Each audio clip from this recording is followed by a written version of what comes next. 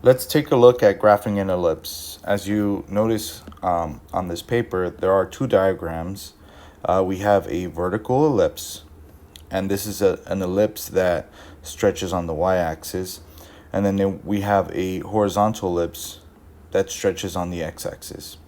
This corresponds to the two different formulas you see right here, the vertical ellipse one and the horizontal ellipse. Now let's take a note at some of the differences you see. If you notice, one of the biggest differences is that the a squared and the b squared are swapped from one to the other. So the way it works in many textbooks is that a squared is typically under the major axis, the axis that is stretched out. So for this one, a squared is underneath the x minus h squared. That means it's the horizontal ellipse because it stretches on the x-axis, right? Here we have that a squared is underneath the y minus k squared. That's because it stretches on the y-axis. So this is a great way to tell ahead of time whether you're going to have a vertical ellipse or a horizontal ellipse. Another way to tell that this is an ellipse, a common feature is that there's a plus in the middle and it equals 1. If you were to be missing this bottom portion, this denominator part, typically you'll be dealing with a circle. So the fact that it has this denominator component for each term, it essentially squashes a circle and makes it into an ellipse. So that's just an introduction on the breakdown of these two diagrams. Now let's get more formal with graphing and what it is we need to create a nice simple sketch of an ellipse. So one of the first things that we covered right up here and that we could apply to this first example is this going to be a vertical orientation or a horizontal orientation, right? Or a vertical stretch or horizontal stretch? Well, take a look at the two terms, right? Quickly notice that the denominator that's bigger is going to stretch out the ellipse in that direction. So in this case, it's going to be a vertical ellipse because the denominator of the y is bigger. So one step we could do here is, why don't we just obtain the center, right? So how do we do that? So if we look at just this part right here, all right, just to cut to the chase, that actually contains the center. In order to do that, we want to look at this like if it were just a simple parabola. So if this was a parabola, right, ignore everything else, this would be a parabola with a horizontal shift of 3 to the left. So you're going to treat this the exact same way. So let's begin by writing a coordinate and then make sure you're paying attention to the variable for which you're looking at. So here it's going to be the x component, right here it's going to be the y component. So if we look at the x plus 3 over here, we're going to have a center at -3, comma, if we look at the y component, it's a -2 in there, so it's going to be a 2 for the y component.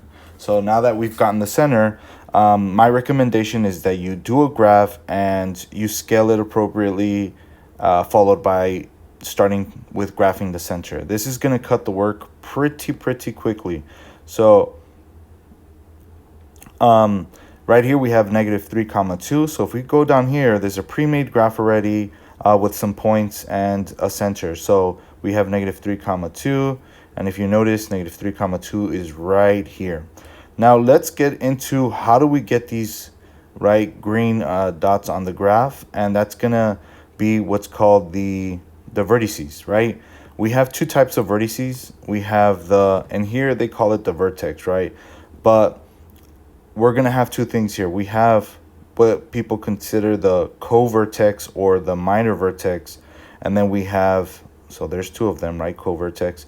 And then we have the major vertex, or often called just the vertex, which belong to the major axis part, right? The longer part. Same thing here. These are going to be considered the co-vertex or minor vertex, and these are the major vertex, or in this case, considered just the vertex. So different textbooks have different wording. Same thing with different professors have different wording. So just you need to adapt for that. So let's go ahead and get those vertices, right? So that we can plot these green points. So the best way to get that is worry about this formula part, right? So we only have a squared and b squared, regardless of you focusing on the orientation.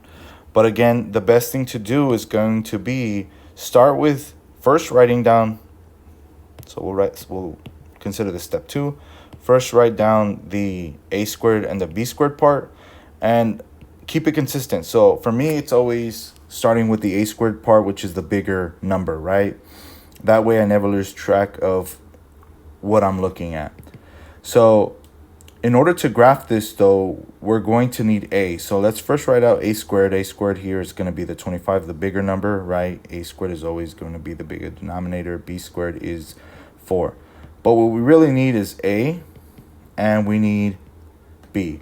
So for those of you who forgot, we have to square root. Now, if you square root both sides here, you're going to have plus or minus. I just want to tackle this real quick. Because we're drawing an ellipse, and to keep it simple, we're just going to take the positive, okay? And then I'll show you a trick to graph this based off of the center. So we take the radical of both sides for a, we end up with 5, okay? We take the radical of b squared, and we end up with 2. So this is going to be what's going to help us graph the major and minor vertices, or co-vertex and vertex, etc. So coming down here now, starting with the major, right? And this is my advice, is you start with the major. We're going to move either left or right or up or down 5 units. And this is where in your head you have to keep in mind, wait, what is the major axis, right? Are we here or are we here?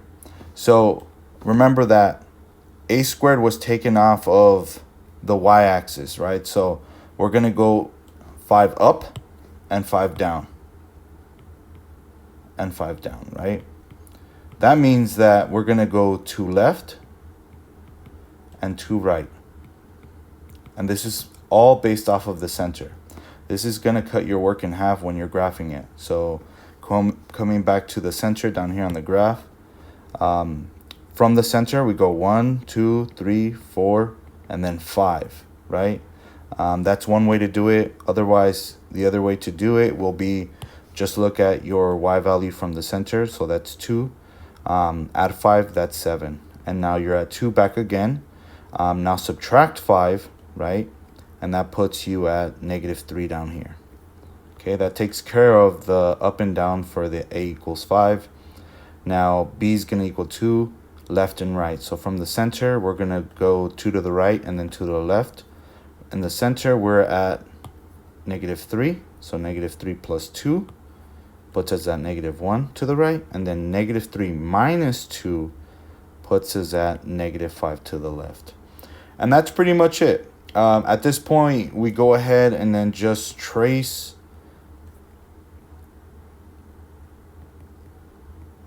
the ellipse using the co-vertex and the vertex, and we're done. In many cases, people ask you to label the diagram, and 90% of the time you're asked to graph the two most important, or three rather, most important things. That is the center. So let's go ahead and label that -3, 2. And you're asked to label, in some cases, just a covertex, so the smaller of the two, of the four, sorry. Or you're asked to just label the major vertices. So you just have to know the difference. For those of you who are taking my class, you're just going to label all of them, right? Just to be safe. So this would be -3, 7, right? And then this would be -1, 2, -5, 2, and then -3, -3. So if you notice, you'll realize for each one of the units what changed, right? For here, the 2 stayed the same, the y component stayed the same. And for these two right here, the x component stayed the same. Meanwhile, these changed. Okay, so we're done, and that's essentially how you graph an ellipse, right? In this case, it happened to be a vertical one, but I set you up to help you. So we're gonna move on here, and I'm gonna give you a set of problems that you can work on and graph, and I'll set you up so that you can see the answers. So let me go ahead and move this for you up here if you want to pause and sort of process this information.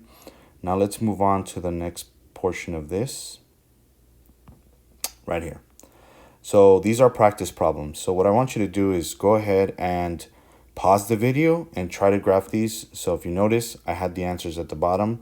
So just pause the video, try this out. And one thing I did here though is organize it, right? So really, in order to graph any one of these ellipse, you just need to compute really three things, and that's what I showed you in the first example. Is you just need a center, you need an A and a B, and just to remind you, just be cognizant of where the A is at, right? Is it under the y-axis or is it under the x-axis? So let's go ahead and just write one more thing here. This is for the major, right? And this is for the minor axis. If you keep that consistent, it should help you out. One added bonus is the orientation. Is can you look at the equations on the left and determine right away if they're going to be vertical ellipse or a horizontal ellipse. Okay, so I'll pause the video, try to graph them, scale appropriately, and label. Now, I'm going to go ahead and show you the answers here. Let me see, can I move this out of the way?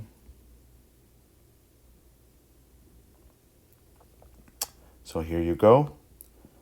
Hopefully you can pause the video and look at all this. Now I'm going to zoom in to these graphs, and I'm going to go ahead and just, that should be 3, and this should be 4 here.